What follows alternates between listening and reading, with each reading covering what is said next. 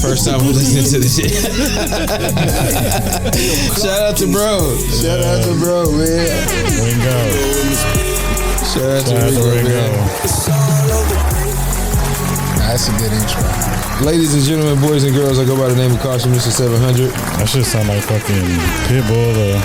Bro, it sound I was like waiting on Daddy Yankee or fucking Flow Rider to jump on that somebody bitch. to come in there. Shout out to Ringo, man. Listen, I'm in here with my brother Ayo Clark. Ayo. And we got a very special guest. And listen, for those who watch us, man, you know, when we first started doing this shit, we did a lot of like artist interviews, you know what I'm saying? We showed a lot of love, but for those who know us, we kind of like went away from that, you know what I'm saying, for a while, for the simple fact of like, niggas ain't appreciative, you know what I'm saying? Like, if we just go keep it a buck, niggas are not appreciative, you know what I'm saying? And so, when we do have a guest, and I'm gonna be honest with y'all, for those that's looking for it for promotional purposes, I do run a service where I interview for a cost. You know what I'm saying? Very small cost, but we'll put your promotional material together and all that and give it back to you. You own the content. All right. You know, do your thing with it. Facts. But when we ask people to come to the studio, you know it got to be something serious, man. So we got a dope guest in the building. We got my man Joseph in the building. What's the fucking deal, bro? Man, what's going on? What's going on? I'm glad to be here, bro. Yes, sir. Listen, man, we had the pre-game talk to kind of,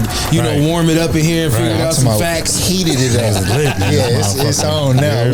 It's finna be a legendary episode. How you doing, my brother? Good to have you here. Man, I'm great. I'm glad to be here. The studio is incredible. Appreciate y'all you, have some bro. incredible conversations on here, so I'm grateful to be in the room, man. Yeah, man, Yes, and I sir. know, you know, we definitely brought you up on one of our last episodes because you were on the top 30 artists in the DFW area. Shout out to Bryson Boom Paul for that. Yeah, shout out, bro. Which is a very dope thing to like be a part of, because when you think about how vast the city of Dallas is, and then you incorporate Fort Worth and everything else, you include, you know, Arlington as well. There's a lot of dope artists there. To be one of 30, bro. The Metroplex. You see what I'm saying? Like, that's a big deal. And I think sometimes we look at these lists and be like, whatever. But I think some of these lists have a validity to them that we do have to recognize. Absolutely. And so, you know, to see your name pop up on something like that, bro, how does that feel in a major publication? You know what I'm saying? Honestly, I was shocked. You know, I was shocked just because I know how political stuff like that can get. You know what I'm saying? It's who you know, who this manager know, who that person work with. It can get political, but you know, Bryson is a real genuine dude. He's been genuine with me, and he really appreciates my music and my story. And so when I saw I was on the list, honestly, what it did for me is it hit me like I was back in high school and seeing my name on them rankings for the first time as a hooper. And I was like, so it was like the competitiveness kicked in, but then also it was like, let's go. You know what I'm saying? Like the work is being recognized. That's what we've been working towards. You know what I'm saying? Bro. Absolutely. Definitely dope, bro. And I think you're one of the artists, bro. You know, watching from afar, just not having any direct connection with that I seen that I follow, you know, what you do and like, and even with like the Davey shit, we'll get to that, you know what I'm saying? But like when I saw where you was at recording, I'm like, oh, that's my nigga Devin, you know what I'm saying? Like, I'm just like, damn, connecting the dots. And it's like, those are the steps that people take when they're working. You know what I'm saying? A lot of times people see these things that people do, like, damn, how he get a feature, how he get a video, how he get a, and it's like the work you put in is a culmination of those things, like bearing fruit to it. And so, talk about how long you've been rapping, bro. So we had a saying all year. We got my boy G in here. Shout out to G, man. He in the cut. He ain't want to be on camera. Shout out my boy. Yeah, bro said he ain't got to be all on the camera in the videos. Everybody get their 15 minutes, nigga. No, I'm always shout, bro. Yeah. But you know, we had a saying this year. It's 13 years later. Right. You know what I'm saying? Because I've been at this since 2010. But I've always been a writer. You know, since I was a kid. Just, you know, writing poetry. Stuff like that. But as far as diving into the music, it wasn't until about 2010 I went off to school, and you know, I had some alone time. I'm in a small school in East Texas, Jacksonville, Texas. And I was writing some poems, and this random country Mexican girl comes up to me and was like, hey, you should turn those poems into raps. And I was like, absolutely not. I'm going to the league. Time for this shit. I'm going to the league. This is a piss. I'm talking about I'm out of here in 6 months. But man, it just stuck with me. So I kept writing, kept rapping, and then it just started growing from there, and I found purpose in it. You know? Right. Now, going through the like preliminary phases of being an artist, you know, you're always trying to find yourself. What did you do to like determine or define what you were working towards as far as your sound? Ooh, that's a tough one. Well, the first thing was my faith. That was kind of what dictated where I wanted to go. Gotcha.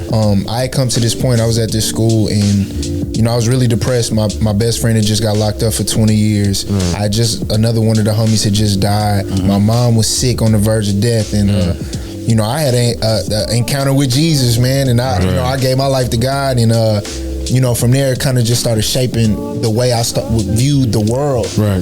And so that kind of gave me the framework for how I would make music. But then as I kept doing it, I started feeling like, okay, these stories need to be told in a way that the homies could listen to. You know what I'm saying? I needed it to be digestible for the people I grew up around, and so that was kind of so trial and error, I guess. That's dope you say that, because my next question was going to be, because I watch a lot of your content and I see a lot of it is based in your faith and what you believe in, even down to like how you handle your family, and I love to see that as a man with a family. It's dope to see black families that come together in that fashion. How does your faith affect your music? Like, how does those things correlate? Well, I just think it's it's DNA, right? At this point, it's just DNA, bro. I only can rap about what I'm living. You know what I'm saying? What I'm experiencing, my real thoughts, my real, things I do every day. You know what I'm saying? I can never make a club record because I'm not in the club. Yeah, that's true. I don't go. I have my little stint. But that ain't what I'm actively doing, bro. Saturdays, I'm baseball games. Facts, bro. You know what I'm saying? My son play baseball. I'm at church on Sunday. Like I'm at home and I'm with my guys and stuff like that. So I can only tell the truth. No, that's true. You know what I'm saying? I can only be honest. Yeah, and anything else comes off as unauthentic anyway. Yeah, I'll probably make the worst club song ever. I wouldn't even know where to start. Been there, tried that, bro. Let me tell you. Sometimes you don't even waste your time. Okay, maybe if it's a feature or something, it's like, all right, I give you a verse about how high I am in a club or something. That's all I got for you, though. Because after that I go home. You know what I'm saying? I'm never in the club till the lights come back on. You know what I'm saying? I was one of them dudes. I start contemplating things, and I'm taking notice. I'm like, dang, we really just all on this couch, huh? I was just sitting there. Nobody dancing, right? Nobody doing nothing. Nobody having a real good time. Looking cool as hell. Yeah, cool as hell, though. You know what I'm saying? You know what I'm saying? I'm like, dang. Like, I started observing. So my club song turned introspective real quick. Facts. Just start about being in the club and deep thought. Now we sitting in the club and I'm contemplating everything. Questioning the girls with the sparklers, like, man, I'm like, dang, queen. What happened in your? You know what I'm saying? Like, who made you like that? Where's your father? Can we do? Let's talk. You know what I'm saying? Fuck that. That's where mine would go. That's dope, bro. Now you are from Arlington, Texas. You know what I'm saying? Right South side. The South side. South side of the ag. Make sure you differentiate the two. Okay, people have a difference. They don't know. Huge difference. Now, what's funny is my niggas will check you on bro. Tell them about it. Come on. But you know what's crazy is me and bro, my brother over there to the right. He was my roommate when I got here, right? Right. And so we moved to the north side of Arlington, and so the goal was to turn up the north side like the south side was. You know what I'm saying? It was our everyday mission. You know what I'm saying? But talk about growing up there, bro, and it's sort of the stigma for those who aren't from Arlington about those that do come from there, and how you've like translated that into like a success story. You know what I'm saying? Yeah. So it's funny. I was just talking with my DJ Swerve, about this because I transferred from Timberview to Lancaster, so I had a stint where I was in Dallas County. Right. And I told him, I was like, it was a culture shock for me because I wasn't used to a school being so peaceful. Right. Because despite what everybody believes about Arlington in that era, from 02 to 2008, 9, there was like active gangbanging going on. It was like really, we had the stadium cracking. We had like 4 different teen clubs in Arlington. It really wasn't even gangbang. Well, back in mine, it was just more cliques. It wasn't even gangbang because we wasn't no Crips and Bloods. I mean, they were still out there and part of it, but it was more cliques because it could be 2 or 3 Bloods, 2 or 3 Crips in the same clique. You know what I'm saying? So it'd be that type shit. Well, that was the other thing that shocked me when I got here. Gang. They labeled it gangs and put the gang files. Yeah. They put I done got pulled over with the gang files. Facts. But and so it's just Arlington is such a unique place because before our generation, nobody was from there. Mm-hmm. This is a place where your parents would come, moving on up to the South, type of situation. But it's still niggas coming to a place and they gonna bring their niggerdom. Facts. And so that's what happened. Exactly. And you know what I'm saying? And so, it just became a cultural melting pot to where you would have my friend group, like I was telling y'all earlier, Detroit, Baltimore, Philly, Houston, LA, like New Orleans, when the Katrina hit, they flooded the ass. Facts, bro. I'm talking about everywhere you looked and turned. I swear to you.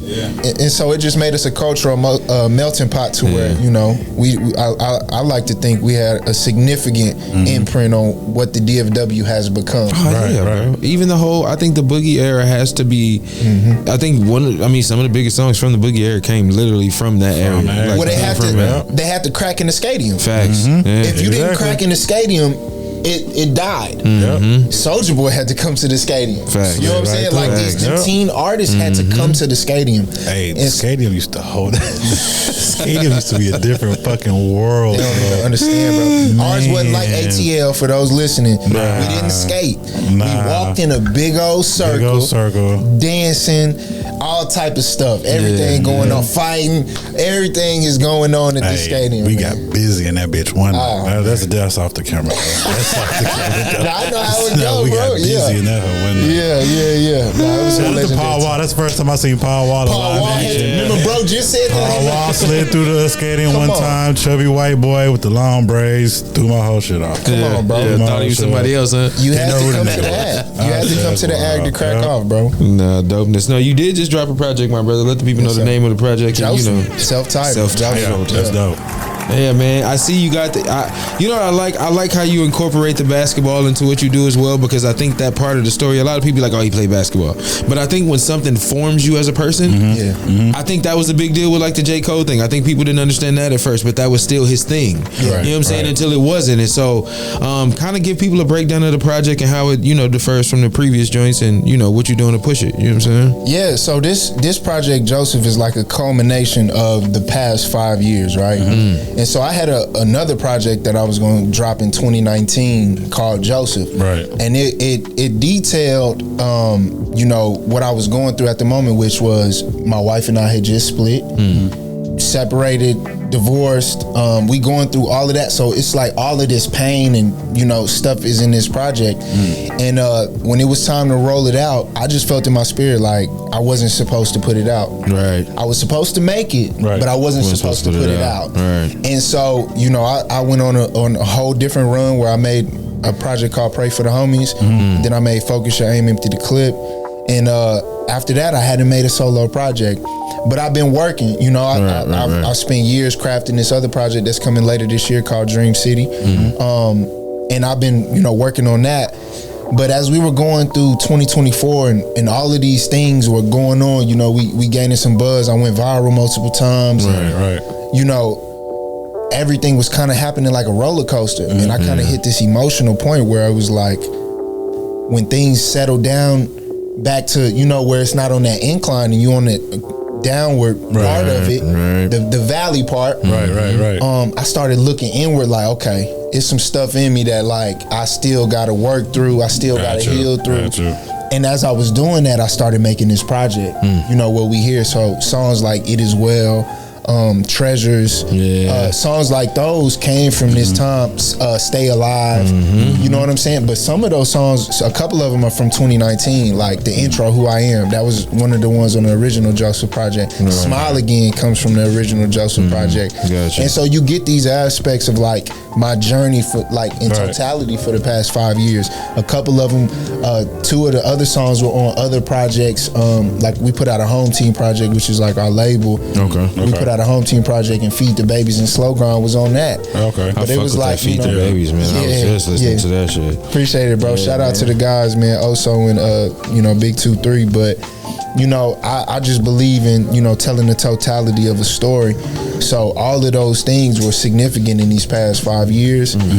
And I felt like if I was gonna move forward to where I want to get to, I needed to release these feelings, these thoughts, and let go of this time period to move forward. You know, so that's super dope. So is the process in like you know, how you approach creating an album or crafting an album, does it change as time goes, or do you still apply the same formula? Is it based on just a feel, or do you go into it thinking I'm making songs for this project, or are you just creating and putting them to the side as you go? You know what I'm saying? This is for this is for that.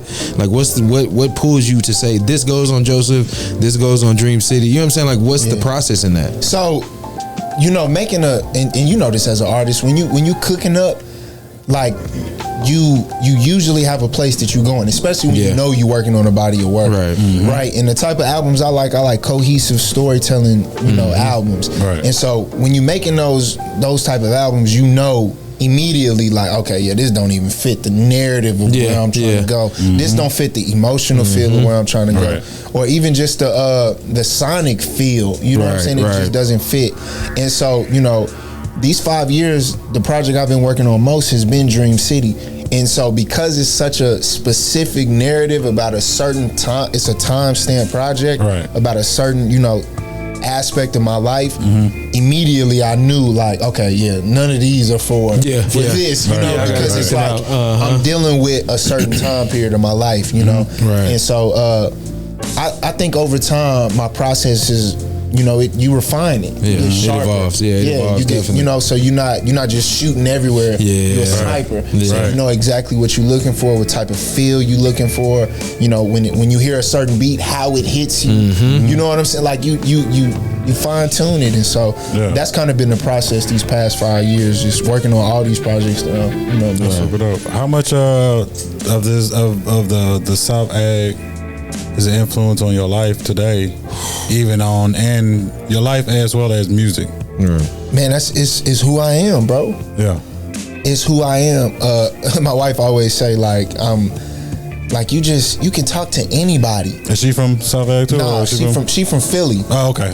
But we met in East Texas at Jacksonville College, where I went to play ball. That's super dope. And she always she joke about it, but I'm like, because I grew up in an eclectic place. You know, Arlington, like I said, is a melting pot, bro. You're gonna have friends from all different type of places who are into different type of things, and let alone, you know, especially the South Side. And then the South Side is so big that it's split in two. You got the Trey, which is the Bowie side, and then you got the folk, which is the, you know what I'm saying, the Summits, the Timberviews. So it's like that Mansfield side. So it's that big, and you know, it's just so different. So I grew up with so many different people that it all influenced me, and I was the dude who was always watching and always observing, especially because I was with older homies. And you know, when you with older homies, they just like, man, hey man, shut up, just ride, just chill, just don't do all that. What we doing, nigga, just ride, and we gonna take your ass home. And so I observed, bro. I observed and I took it all in, man, and it shaped how I see the world, how I engage in the world. And my pride too. Like, I feel like people from Arlington, we just have a certain, like, the way we stand on our two, and we represent where we from, because people always want to discard. You know what I'm saying? Because we don't get no recognition. It's like either you from Fort Worth with the stockyards and everything over there, or you from Dallas with the Cowboys, the Mavs, and all this shit. The only thing we got was the Rangers, who up until recently, with the last couple of years, they was World Series champions. And even still now, to this motherfucking day, where's the Cowboy Stadium at? In Ag. Where they say that bitch is at? They still say Dallas. I never understand that shit. And it don't matter where I'm at, nigga, I be correcting niggas. Nah, that motherfucker's in Ag time. For real, bro. And you know, I even talking to the commentators when he just Dallas, Texas, nigga, y'all niggas in Ag time. Nah, but that's why I'm you know, I'm just, and you know who actually gave me game on that too? Hamp, B Hamp. Shout out to little bro. Facts. We when we was in the studio working, one of the things he appreciated about what I did was how I pressed the line for the city so hard. You'll never see me wear, unless it's a hat I designed, anything other than a Rangers hat. And I've been like that since I moved back. On my album Focus Your Aim at the Clip, I say Blue Ranger fitted, I made it appealing. I rep the city so hard, you think a nigga built it. Like, because I can't never say I'm from Dallas. Right. I didn't grow up there. I didn't go to high school there. I didn't. Ask this nigga every time somebody, y'all niggas from Dallas. Like, I actually, bro, make sure for real, bro. Actually, it really pisses me off for real, because I take so much pride, and I know I represent a people, like a people group. Yeah. You know, there's people who like identify with these songs because they know, I know that street, I know that location, I know that school, I know this, I know that, and you know, taking cues from the West Coast, bro. Cuban them was specific in NWA, Compton. You know what I'm saying? It's like difference. they didn't say LA. They said Compton. Snoop is specific. Facts. He said, hey, it's Long Beach, nigga. Like there's specific. Yes, it's LA area. It's all you know LA what County. I'm saying? You know LA County. Talk to that nigga for a minute. He gonna correct you too on a couple things. Yeah. Exactly. The nigga hit you with that like, yeah, bro, how I feel growing up in LA. Like, nigga, I am not from LA. I can't tell you about how that went. I am not. I didn't. You know, I had my little, like you say, you going to Dallas and getting a taste of it. I had my stint of living in LA and South Central. We literally stayed 2 streets over from Hoover and all that, bro. My mother moved we was off like 105th in Normandy, bro, and like the worst place I've ever lived. You know what I'm saying? It was like, nah, I want to stay in Compton, like where at least I know niggas out here. It makes a difference, bro. And like where you from makes, if you're an artist, if you're a professional athlete, if you're an actor, these things form the person that you are and who you become. And so I never understood how people get to a certain place and just forget where they came from. You know what I'm saying? It's weird, bro. It's the craziest shit. That's an identity crisis. It is, because you're trying to be something you're not. Facts. You're trying to be something you're not.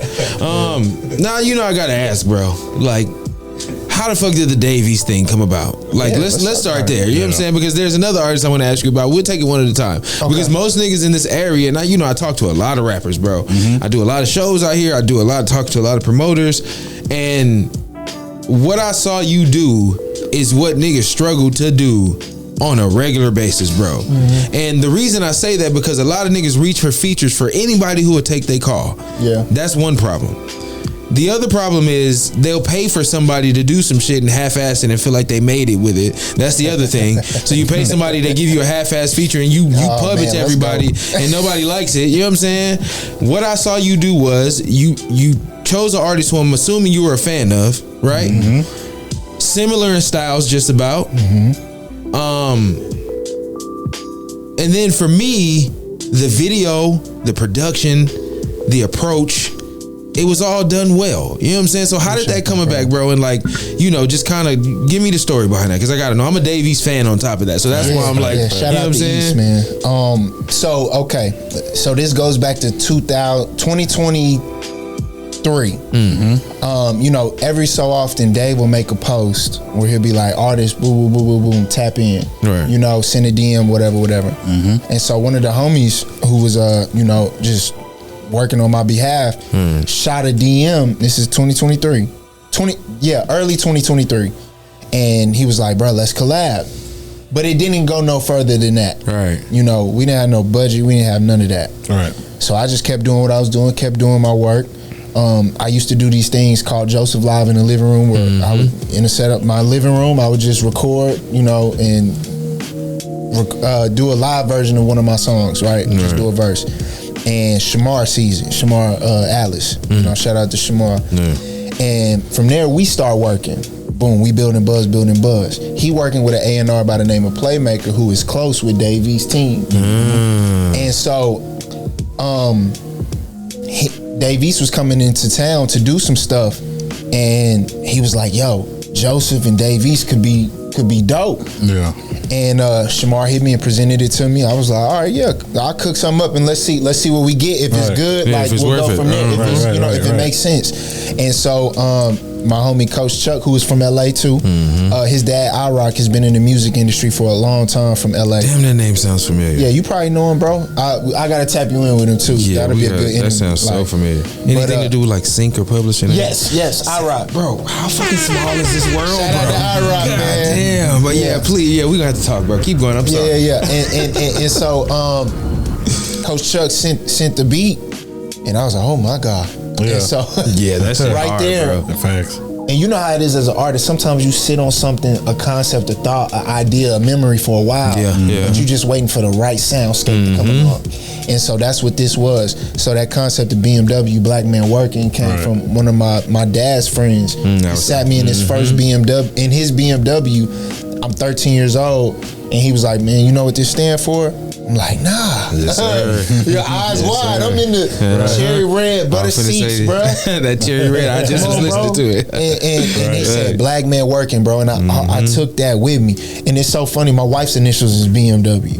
Oh, that's crazy. You know, it's insane, bro. The serendipity is insane. But we sent it to bruh, and he rocked with it immediately.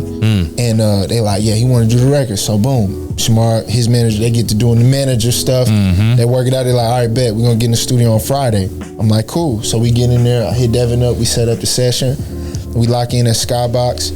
He come in. It's just good vibes. And what was impressive was his work ethic. He came in like we kicking it. We talking sneakers. We talking basketball. But bro is over there like kind of in his zone. He cook up right there. And 2 takes. That's the verse we get. And I was like, oh, you in the league, bro. Like, hey man, this ain't the G no more, bro. You in the league now. This somebody who like, and I was just so impressed, and I was like, he ain't say much to me. We ain't had no grand conversation about giving game or none of that. But just him coming in there and doing that, working like that, it showed me everything. That's all you need to see. Facts, bro. Like it showed me the approach and everything like that. In the video, we were gonna just shoot an in-studio video. My boy Nunez was there with the camera, and we was just gonna do an in-studio, stuff like that. But he has seen something we had did years ago. We did like a Nip tribute in like 2020 or something like that. At the mural. And he was like, man, let's do something there. And so he was like, all right, bet. Easy work. So I hit up my bro, Maurice Films. And I was like, hey bro, we gotta bring out the big guns for this one. Facts. And he was like, all right, bet, we on. So boom, we set it up in 12 hours, whatever. The kicker is we ain't have a BMW for the video. So literally, I'm talking about like call time, we there. And Shamar like, dang, I couldn't. He has a BMW, but like for whatever reason, just couldn't get it out. And he was like, let me see something. He called one of his homies who happened to be around the corner who had the BMW video. He was like, man, I'm down the street, I'm pulling up. I'm pulling up to the video, bro. With that BMW, bro. That's and fire. It was just perfect. It was perfect timing. It was perfect timing, man. And he pulled up, we executed, chemistry was smooth. The whole thing was just a vibe, man. It was a good time. That's dope, man. I think it's encouraging to hear that not only was it brought together by somebody reaching out, of course, but like you said, you just continuing to work. You know what I'm saying? And like that's the message that I want to get across to people is that you don't have to work intentionally. Sometimes you're just working to continue what you're doing. Like I want to further what I'm doing, regardless of who's watching or listening or who's anticipating. I'm working, and this is what came from it. You know what I'm saying? And that's a difficult thing to do. With the way just with social media and all of that, because we see every number, bro. We see every like, we see every view, we see it's become the societal norm to count every fucking thing. Everything, bro. But sometimes it's not about most of the time it's not about that. Oh yeah, definitely. It's about that DM that homie sent you because they related to the record. That's what it's about, bro. When somebody say, hey man, I'm listening to this every day. This is what I put on before I go to work. But we lose sight of that in the midst of making it. Air quote. I bust out the air quote. We lose sight of that in the midst of making it because what social media has turned our society into. But it's just about staying down and sticking with it. And if somebody's listening to you, they listening to you because they connect to you. Yeah, because they fuck with it. What do you hope to get out of your music overall? I mean, the fame, the money, to make somebody feel good, to connect with people. Like, what do you hope your music does? What do you hope to, you know what I'm saying? Yeah, okay, so that's a twofold question, right? So the artist is always about the impact. It's always about the impact. You want to make something that's dope, that stands the test of time. That's the artist side of it. But in this phase of where I'm at now, it's like I want to build something. I truly believe that it is our job to create the platform for our gifts. Yes. It's our job to do that. It's nobody else's job to platform your gift. It's your job to do that. Right. And it's your job to turn your gift into a business. Right. You know what I'm saying? And as an artist, for me, I focus so much on the art, and that's how you get good, obviously. But you forget about learning the business side of like, okay, does this make sense? Why aren't I selling merch? Why aren't I throwing my own shows? Why aren't I doing this, and this? Why am I not positioning myself to be able to profit off of what I was spending decades making? You know what I'm saying? Thousands of hours making, like, and so, you know, the business side of it is, man, I want to make money for sure. I want to make a sustainable, you know, what's the saying? Niches get riches. Facts. Like niches get riches, man. I heard Lecrae say that recently, so I ain't gonna act like I came up with it. But, yeah, bro. So it's like, you know, you want to make money. I got a family, and then I got community goals too. Like, you know, I was an educator. I still do community work. Like, I have vision and things I want to do for the generation that's coming up. And just directing them and giving them options and exposure, and that take money. It take money to impact people's lives, bro. It's money not make the world go round. It does, bro. And especially when you're doing the kind of shit that you're doing, because you don't want to half-ass anything. Capital makes everything move. You know, that's the first lesson we ever learned. If you want to make money, you're gonna have to spend it. It's the same way sweat equity equals a certain amount of result that you put in after a certain period of time. Money is gonna have to be invested to, for one, make this look like something. You see what I'm saying? And in order to push it, because even say in that instance, if you get an artist that you rock with, right, and you say, okay, I got a certain amount of money allotted in a budget that I want to do this with. That artist may come along and say, I want more than what you got. And then what you do, because now you've planned all of this around something that you thought was going to happen. How do you pivot? How do you take what you have to invest in? Man, it's a grind that I don't think the weak are ever prepared for, and they jump into the shit like they are, and it's different, bro. Nah, you got to be a dog. I think my basketball background kind of prepared me, because like, there you go. It's so much politics in ball, especially high school ball. But I mean, in pros, obviously in the college and pros too. But like in high school, that time period is, you learn, if you able to play in that upper echelon, you really realize like, oh, I play for the Reebok team, so I only get to go to the Reebok camp, so I can't it's so I understood politics and like, you know, things like that, and then to not take it personal, because a lot of times it ain't got nothing to do with you. It's just the politics of the game. How the dice roll. How the dice roll, bro. How you feel about the correlation with basketball and music? Like, why do you think that that's such a prevalent thing that we combine at times? Like, what do you think goes into those things? I think it's just black culture. That's what it comes down to. That's true. Ball is black culture. Music has always been black culture. Damn near you know every what I'm genre saying? of it. So like, every genre. You know what I'm saying? Like, obviously basketball became more black culture as far as mainstream with Iverson in the way he brought, or hip hop culture, I should say, because it was always black culture. But hip hop culture got infused, you know, with the AIs, with the Fab Fives, they shaped with that era, that 90s era of hoop. Exactly. You know, so they really intertwined the two. And for me, my dad was my coach. My dad had a den. Y'all pops probably had some stuff like that too, like a den where they had records and stuff you couldn't go in there and touch. You know what I'm saying? Don't touch my needles. Don't touch nothing. And I would sneak in there and I'm touching all this going shit. through everything. You know what I'm saying? And so the love for music and then the love for ball was just prevalent. My dad had a picture of Dr. King, Malcolm X, and Magic Johnson. Facts. Put Irvin up there, my nigga. What are you talking about? That man up there. No, that's crazy. So like, though. Yeah. That's what my pops was. He had a poster of Martin Luther King, Martin Luther King, Malcolm X, and then in the garage he had one Sir Charles Barkley. Come on, bro. And the Mailman. One of them big 7-foot posters. You know what I'm saying? Yeah, she was taller than me. I'm just looking up at this shit like, that's crazy. Like, damn, it's crazy. This shit definitely shapes us, bro. And I feel like we have the goals goals and the aspirations to do these things because we see familiar faces do it.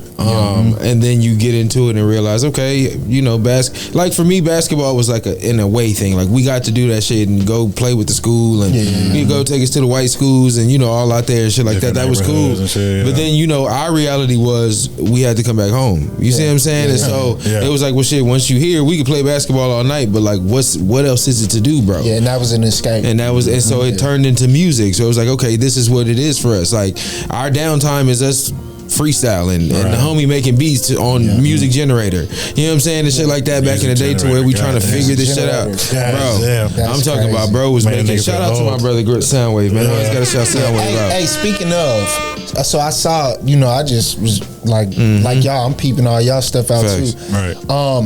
What was that like? Cause you come from a place that is New York and Compton are the two most significant places in hip hop history. Can we be? That's true. That's a fact. Like what is in that water in Compton, California? You know it's crazy. Home City, bro. You know it's crazy. I think for those who didn't actively want to be gang members, right? Because there is a certain contingency of people there that if you look at like the DJ Quicks, if you look at Dr. Dre, if you look at Ice Cube, none of those are gang members. For sure. You see what I'm saying? And so you take everything that you're learning in this, like you say, it's because Compton ain't really a melting pot. It's just this small ass city in the middle of LA and Watts, and it just sits there. And so I think it's just boredom, bro. Like you have nothing to do, you have no resources, so you just practice everything you good at. So if you think about all the basketball players and football players that come from there, all we do is practice everything all day. You play a sport all day. You don't do nothing else. You know what I'm saying? And so once, because if you are doing something else, it's gangbanging. It's gangbanging. Like if you take too much time away from this specific thing you're great at, the only thing left to do is gangbang. You know what I'm saying? That's real. And so coming up, it was like, nah, bro, we rappers. It was like, we cool niggas. You know what I'm saying? Like that's what we wanted to be. Like I want to be like the niggas that get money, but I don't want to gangbang though. Like that was always my thing, and I always felt like I'm not gonna let a nigga pressure me to do that, but we would take the time that niggas took gangbanging and just do what we love to do. You see what I'm saying? And so I think it's a hunger. You grew up in poverty, bro. You want to do better, and you strive to perfect what you do over and over again and shit like that. And you see other people be successful because you in California, so it got to be possible. It's actors and everything else right up the way. And so you know, you just working that shit, bro. But I do think that there's something to that. And you know, Dr. Dre being from Compton, you know, we have this proudness to us to where it's like, bro, if you gonna be a rapper, like if a nigga walking here right now and tell me I'm from Compton and you a rapper, I want to see what you gonna do. There's a standard. Like let's hear it, bro. Like if that's what you say you do, or if you from Brooklyn, I had some niggas come all the way from out here from New York, bro, sat on that couch and talked about rap and like the history of it and shit. And you know, it was a great conversation. But once it was over, it's like, so are y'all niggas gonna rap? You know what I'm saying? Like that's me. Like all that other shit be cool. Right. That shit is pretty. You know, you talk a great game, but are you going to rap? Because that's what we want to know. Like, bro, you from Brooklyn? Rap, bro. Like either rap or hoop, one of the two. You know what I'm saying? And so man, I think it's dope. But like, you know, and it's also dope to see people, and I'm sure you go through this as well, people you work with and grow with, to see them be successful, and it inspires you, and you want to be that way and shit like that. So I think that's a big deal, bro. So we go from that. And then the next thing I see is like, okay, bro got one of my favorite rappers on the record, Impress, you know, but still you kind of like, I want to be a believer, you know what I'm saying? So I'm scrolling one day and I'm like, wait a minute, this nigga got a song with Crit too? Like, come on, bro. I'm drowning in it over here. Like, come on. Like, so, and that for me, bro, I seen Crit in Miami. I went to do a show. I opened for like Jada Kiss at for Art Basel in Miami one year. That's Flex. And for Art Basel. You see how he just slid? Come on, bro. Stop. He always does this. Right into don't let him do this. That was smooth. Art Basel opening for Jada Kiss, motherfucker. I had the time of my life. You know what I'm saying? But anyway, I was hanging out with Swizz Beats. No. You know what I'm saying? Just talking numbers and shit. I got a Rough Riders. You see what's going on? So, bro, so I'm waiting for Spitter to rap because Spitter's performing that night, right? Still flexing. No, I'm not, bro. I'm trying to tell the story. Yeah. I'm just waiting for the nigga on a personal level. I'm waiting for Spitter to perform. Let me call him real quick. And so this nigga Spitter has Smoke DZA open for him. This is what kind of night I'm having. So I'm just out in the crowd with my camera waiting for Spitter to come out. Smoke DZA comes out, does a great job. Shout out to Kush God. And then Crit walks out. I lose my shit, bro. Like off top. That's like that cinematic era. Bro. And so how did that turn out, bro? How did that work out? And I don't know if you've answered these questions on any other podcast before. If you haven't, that's fine. If he did, shout out to y'all for getting the answer first. But I got to know this as a fan. I'm speaking as a fan now. How did that come together, bro? Like, how did that work out? Okay, so similar to the East situation, right? Years of cultivation. Right. I had been cool with Crit's manager Dutch since 2017, since my first project came out, and he was kind of like a distant mentor. Right. Okay. You know what I'm saying? So I dropped some. He'd give me some feedback. You know, like 2 words, 3 words. Yeah. Maybe a phone call. Right. Simple, but still effective. You know what I'm saying? And you know, the day I made BMW, I didn't think it was good enough. So I made Get With Us the next day, and I was like, ooh, this one. Now, before you proceed, were you making these records with the Davies thing in mind, or these are just being made?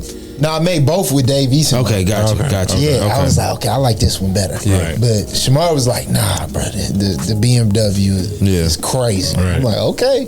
And Get With Us, he was like, what you thinking? I'm like, shoot, what if we, maybe Crit? Right. You know, we could, tap in with Dutch and see what's up. He was like, all right, let's see what's up. So I sent it to him. He was like, all right, I'm gonna send it through the Crit.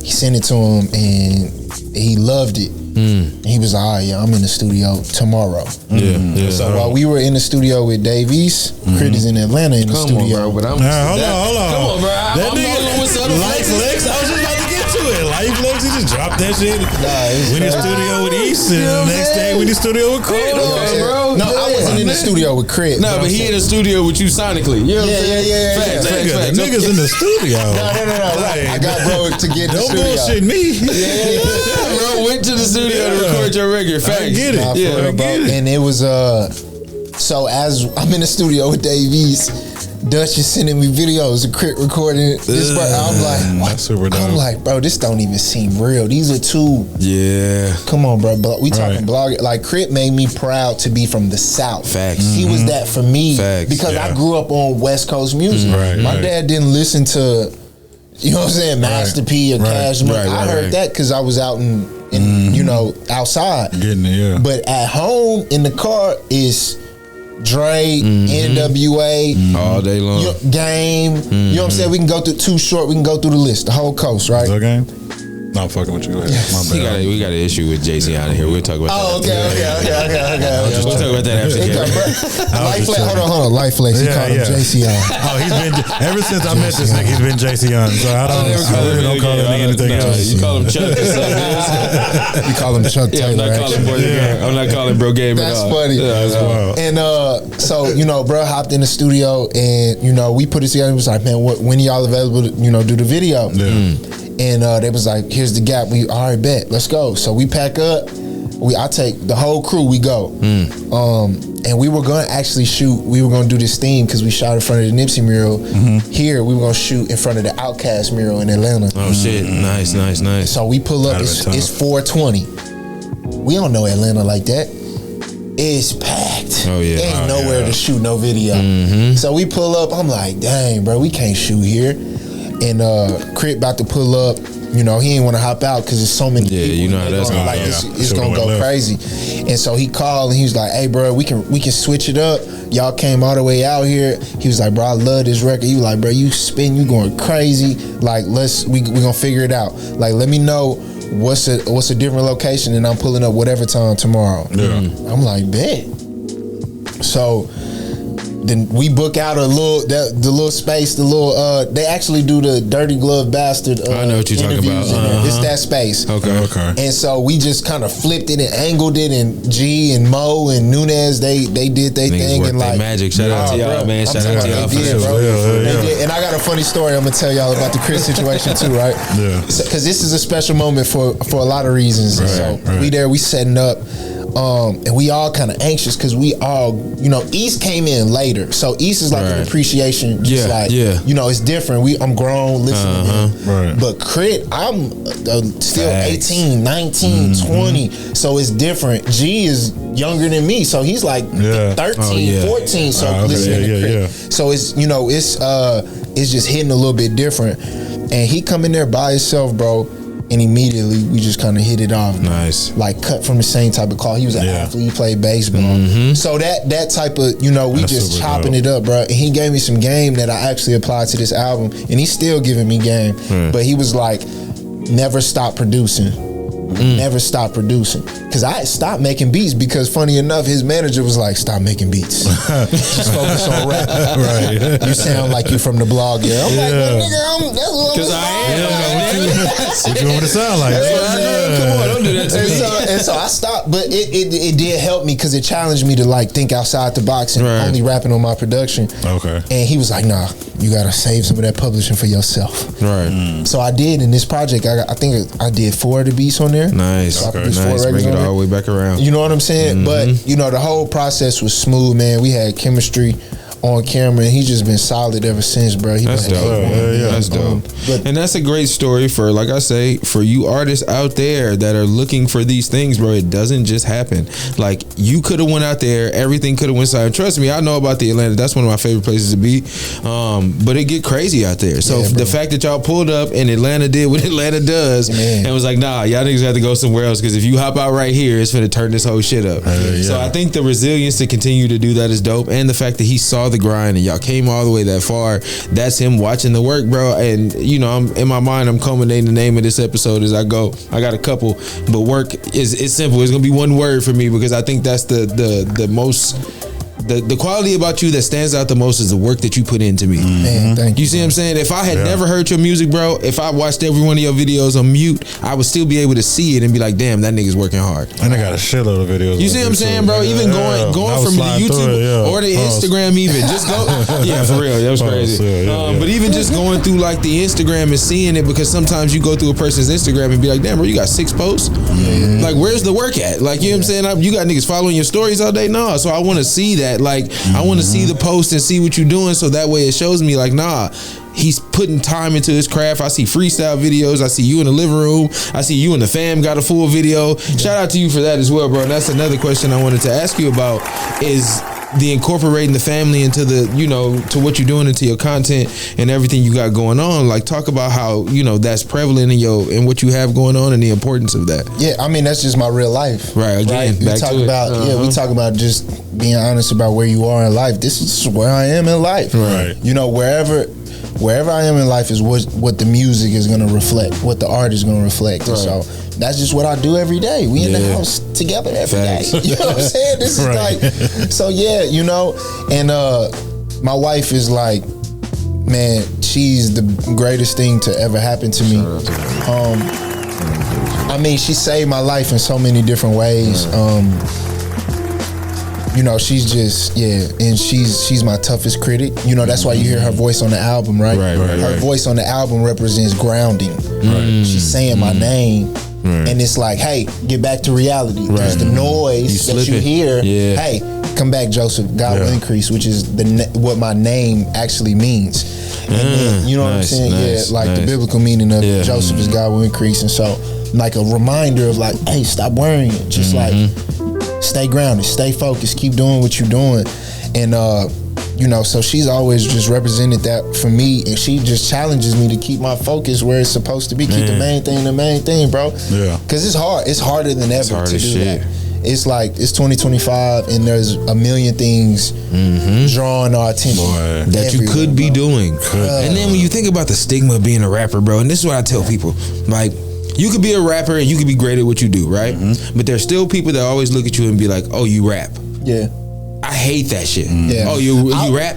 And to the point where I started calling myself an artist. And I hated that. I went back to saying, no, I rap. Yeah, bro. What the fuck am I ashamed of? Yeah. You know what I'm saying? Or the era of time where people be like, oh, I'm not a rapper, I'm a hustler. Or I'm not a rapper, I'm a this. Like, nah, bro, I'm a rapper. I'm a rapper, bro. I love this shit. And I'm one of them rappers, like, I'm to the core of it. I still write my raps. Yeah. And I'm not ashamed of it. You see what I'm saying? Yeah. And I say that because it's so important to not lose the essence of what got us here. That's what brought us to this point, and then we get here and then be like, no, I'm not a rapper. Hey, bro, that's okay. So this is on a deeper level. This is us in the club, starting to look deep. This is us on the couch in the club, looking at the bottom, feet in the couch. You know what I'm saying? But I think that's not just a issue with hip hop. I think that's a black culture issue. Yeah. I agree. Because we don't take pride in where we came from. Yeah. Right? So when you talk about, and this is like, I'm gonna go off on a tangent, but I'm gonna bring it back home, bro. During the pandemic, everybody working weird jobs, and I worked this one job as like I don't know, not security, but like an event staff or something. Okay. And there was this big youth Jewish conference that was in Dallas. They was at the Hilton Anatole, that big old hotel right down the street. And bruh, they do this big Jewish conference every year in a different place in the world. Not in Texas. Yeah, in the world. They was like, we here this year. Next year we gonna be in Germany. Oh wow. I'm like, what? They're like, we go different places in the world every year. I'm like, that's crazy. And they bring in all the people who do a bunch of different stuff. You know what I'm saying? And they come through. And so I'm sitting in this one session, and it's with 3 Holocaust survivors. Oh shit! Oh, damn. And the teenage kids come in there, and they being teenagers, they everything funny, everything a joke. You know what I'm saying? Yeah. But the man get up and he shares his story, his Holocaust story, and by the end of it, the kids is in tears. Oh wow! But they got to see and hear their history of where their people come from. We don't have nothing like that. Facts. We don't have nothing like. That's why there's no more pride in Black History Month. Right. They're trying to take it away, bruh.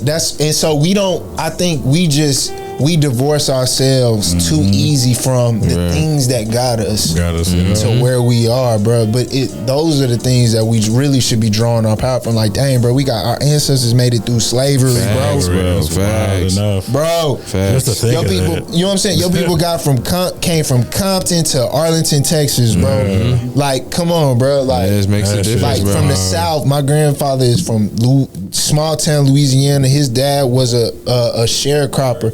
Made it to Los Angeles, California, bro. Raised 16 kids. My dad went from there to Texas, raised his 3 and a daughter. Like, that's wild. And then I'm here. Facts. I draw strength from that. You got to, bro. Like, because what else do we have? Like you say, we don't have anything else.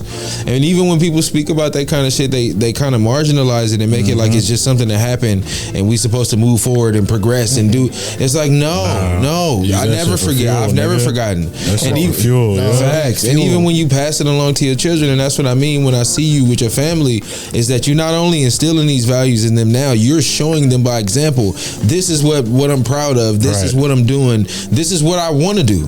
Because growing up, I used to wonder, my father wasn't always in my life, and I used to wonder, like, damn, why is niggas so scared of being fathers? You see what I'm saying? And so once I became that, it wasn't about the fear of it. It's just he didn't know how. Hey, bro. He didn't know how. Come on, bro. And so I can't hate you for not knowing what you don't know, bro, because your father, when they worked on the fucking railroad for years, had another family on another side of town. So this is what you think it's supposed to be, bro. Right. And so now it comes to where you don't even know how to exist in my life. I can't be mad at you. Bro. I got to take time to figure it out, because if not, I'm going to make the same mistakes. And so, preaching, bro. Yeah, bro. And so those are the things for me, bro. Like having a wife, like, bro, I got married a couple years ago. I'm not gonna lie to you, bro. And if she's watching this, she'll contest.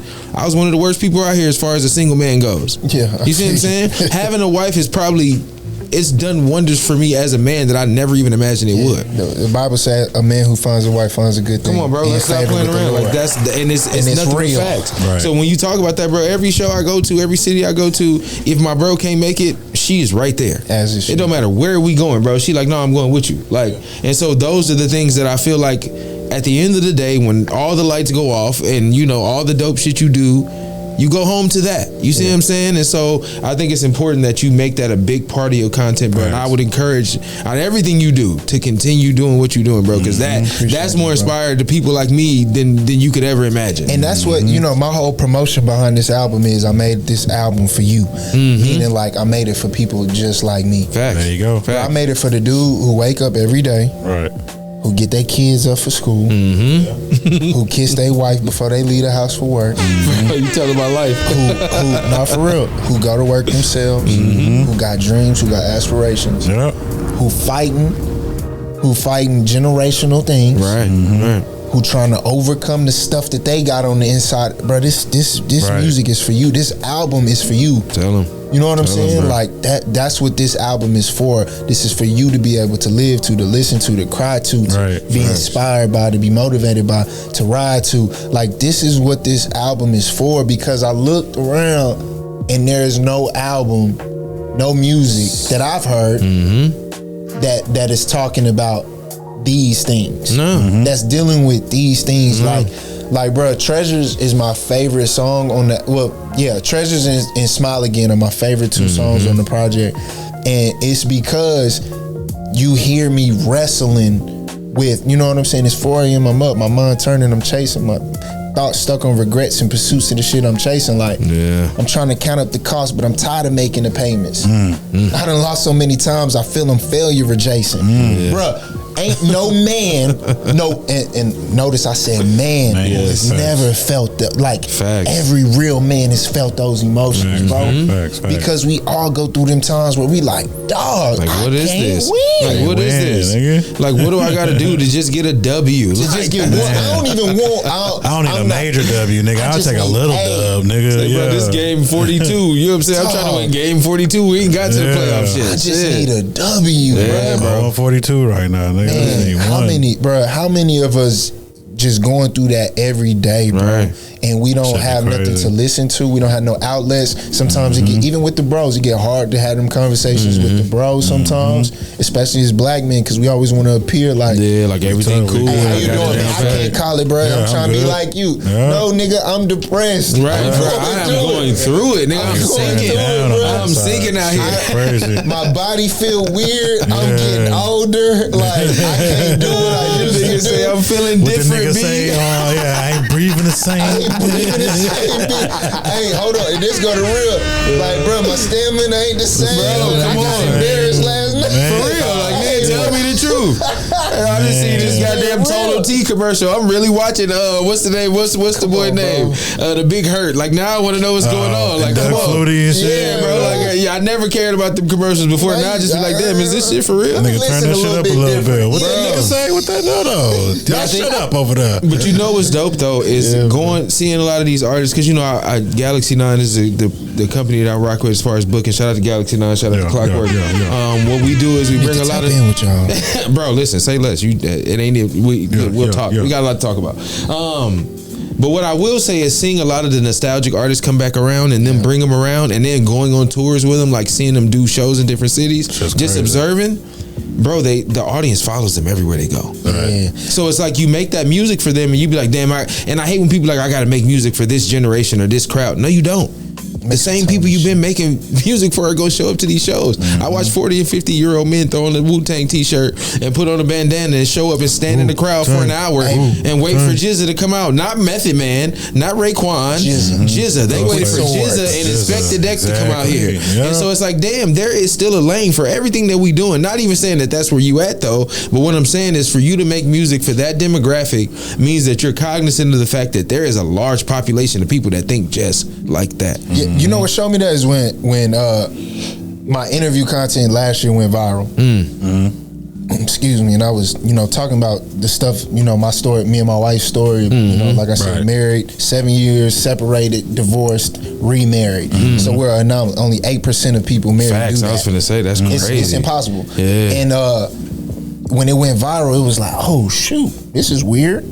Because this is like something that's mine. I didn't expect it to go. Yeah. And my bro was like, hey man, you might need to do a little bit more of that. Right. And when we dropped the song In Perfect Love and that went viral too, I was like, doing the right thing. Okay. I see I'm speaking to people. Not that I got the answers, because I sure don't. Every day I'm trying to figure it out. They trying to figure it out with me. You know what I'm saying? So let's figure it out together. A crowd of people that you didn't know existed. Yeah, come on, bro, because we're all trying to just figure it out, but it's too many of us who are acting like we have it figured out. Which is so crazy, because it's like if you go through the history of just human, human evolution, life, ain't a motherfucker ever had it figured out. And so it's so crazy to think that like a person can be whatever age that you had and be like, oh, I got it figured out. I refuse. I would much rather you tell me, bro, I'm trying to get it together. My nigga might have it a little bit more figured out than That's you, it, just a little, but nigga still ain't got it figured out. Though. Nah. What Badu say? She said, "Wise man knows he knows nothing at all. He knows nothing at all." I'm trying to tell you know nothing at all, and it's best to continue that because you become this thing to where you constantly taking in information, and like when you feel like you know it all, you reject shit. Yeah. Like, I got it, bro. I don't got it. Nah, you cool, bro. I've been through that. You know, I understand you trying to give me your perspective, but I've been through that. No, a wise man is going to take the information and process it regardless of how it comes or where it comes from, because things are always delivered in a certain method, and we reject shit and then turn out to be fucked up. And the main thing you reject to be the thing you should have learned. Right. They just be like, God damn. It's one thing that nigga did that you didn't do. That damn, bro. That's me. It's just that little butterfly effect. Exactly, bro. That's exactly what I would call it. You might figure out a little bit more. You ain't gonna figure it out, but you might figure it out a little more. That's it. Nah, man, listen, we could do this shit all night. I'm gonna be honest with you, bro. This has been super dope, man. I really appreciate you coming out, my brother. Yeah. I'm glad to be here, man. Man, listen, don't make it the last time. I tell people that all the time. You know what I'm saying? This is where we at. We like to call this Thug's Mansion, my brother. That's it's a place to spend my quiet night. Talk to a already know. That's what we call it. So a lot of times we be like, man, welcome to Thug's Mansion. We bring the show in and people be looking like, what? Thug like, y'all don't worry about it. Y'all don't understand. Come on, bro. Y'all don't understand. Nigga, we need a spot where we can kick it, nigga. A spot where we belong that's just for us. Come nigga, on, that's bro. what this is about. So anytime you got something to promote, my brother, even if you got, and I tell people this all the time, they take it for granted. We travel, bro. Nigga got a studio session, a show. We pull up. You know what I'm saying? And so, you know, we support the people we feel like needs to be supported and deserves it, because a lot of times everything doesn't have to be transactional. Facts. And I can sit here and talk that to people, but we've been in the business of showing it. And so, I got a group of individuals that I charge, that I do this shit for. Don't get me wrong. I don't work for free. Right. But when I want to work for a cause, I'm not looking for you to pay me. I want to do this shit for the strength of the culture and the further what we doing. You know what I'm saying? And so we didn't get to this point. But think about it though. If you think about it, Clark, we didn't get to this point from charging everybody we work with. No. Half the motherfuckers I started doing this media content with when I started, they don't even do media no more. You see what I'm saying? Like, trying to get a nigga to notice your dope, you gonna give him a little freaky whiskey, nigga. Then you gonna come back and full. That's what it's about. You know what I'm saying? The Chinese restaurant in the Parks Mall. Facts. Them niggas is I'm hitting that sample every fucking time, bro. I done went 6 times through it. I'm cool now. They got to the point, the nigga, I'm just going, hey, let me get the number 2. Let me get the plate with the chow mein. That's what I got today. I was in the what? I already know. Beef and broccoli, I already know. The teriyaki chicken? I already know. Nigga, put that shit in that styrofoam plate and fold it for me, please. You always got to order it to go because they're going to give you a little bit more. Yeah, they gonna scoop that shit in there. Here, nah, you killing yourself. No, I'm taking my shit to go. But let people know where they can find you, my brother. All your social information, or where you want people to reach out to you at. Yeah, man. Instagram, Joseph Live, JSPHLIVE, Joseph Live on there. Facebook, YouTube. Yeah. You know, tap in, follow us. Yeah. Listen, man. What we're gonna do is get more content. It's just crazy how this shit work, right? So I was telling them about the golden ticket shit.